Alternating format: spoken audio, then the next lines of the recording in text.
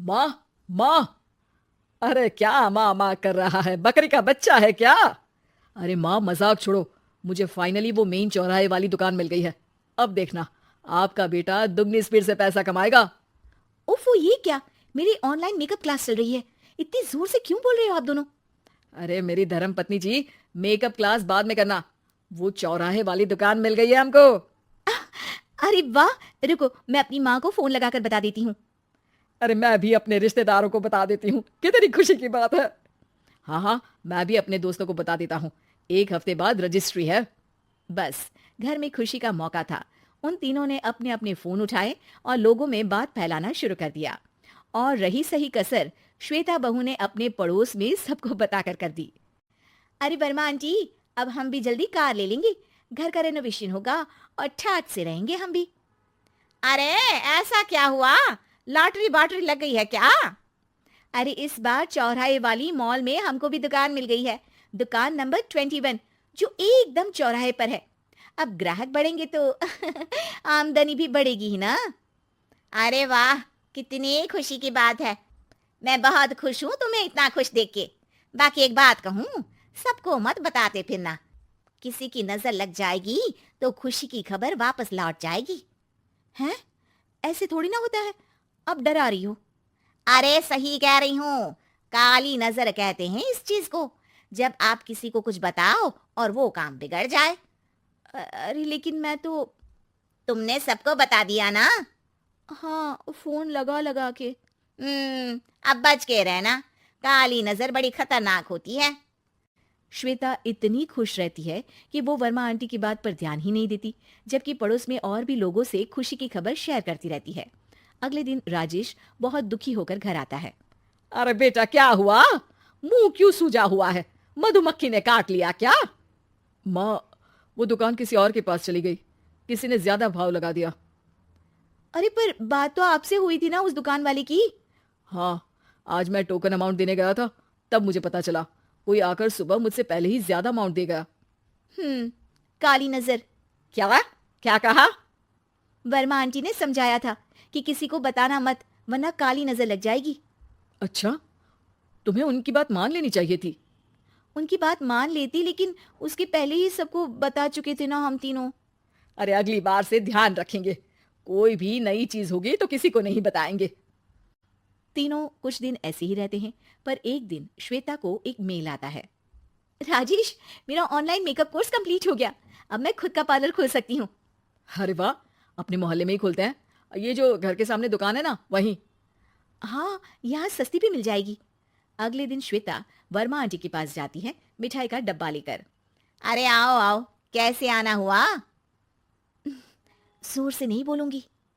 वो सामने वाली दुकान है ना, वहां मैं अपनी पार्लर की दुकान खोलने वाली हूँ। उसकी मिठाई है। अरे वाह, बहुत बधाई हो तुमको। हाँ, मैं कमाने लगूंगी तो राजेश पर पूरे घर का बोझ नहीं रहेगा ना आंटी जी। ये तो है।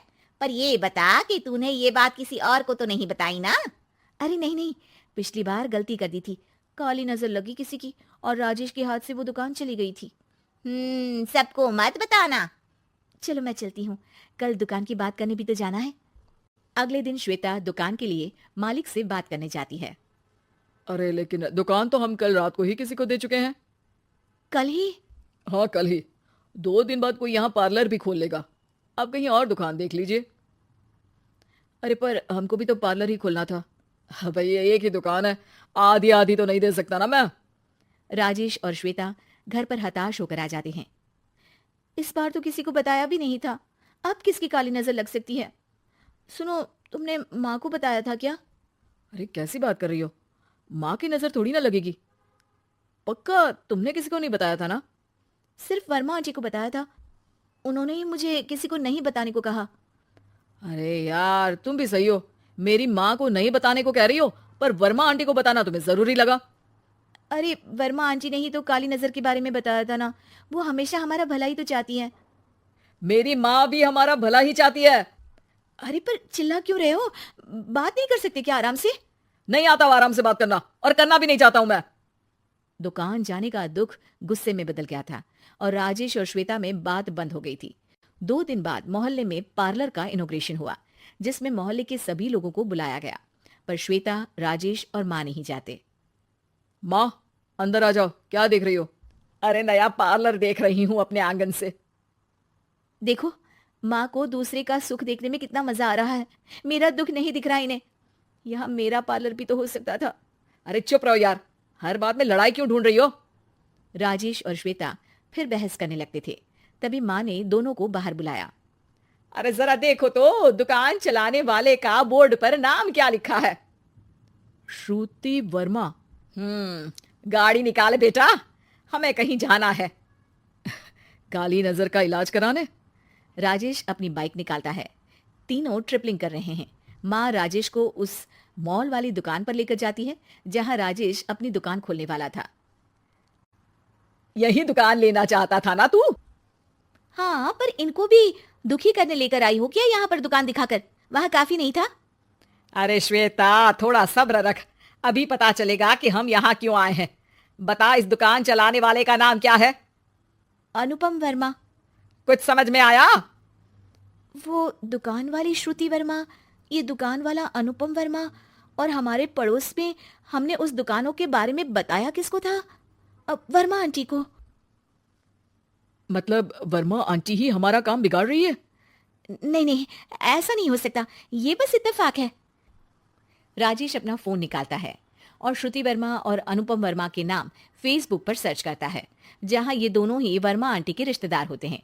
श्वेता को समझ में आ जाता है कि वर्मा आंटी की ही नजर काली नजर है। अब क्या करना है?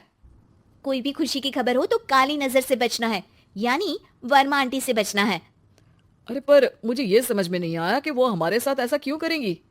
अरे बेटा, एक सीख है, दूर के आदमी को आपकी तरक्की से कम परेशानी होगी, पड़ोसी को ज्यादा।